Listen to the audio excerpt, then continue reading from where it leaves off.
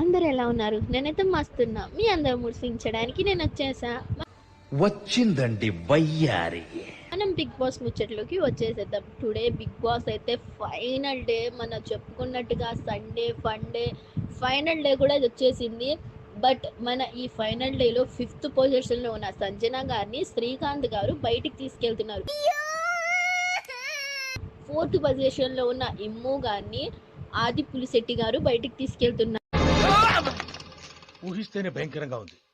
మన 3rd పొజిషన్లో demon గారు ఉన్నారు.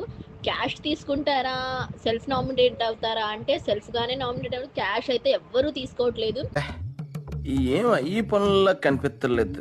పవన్ కళ్యాణ్ గారి అమ్మగారు వచ్చి చెప్పారు, నువ్వు మనీ తీసుకోకు, కప్పు మనదే అన్నట్టు చెప్పేశారు.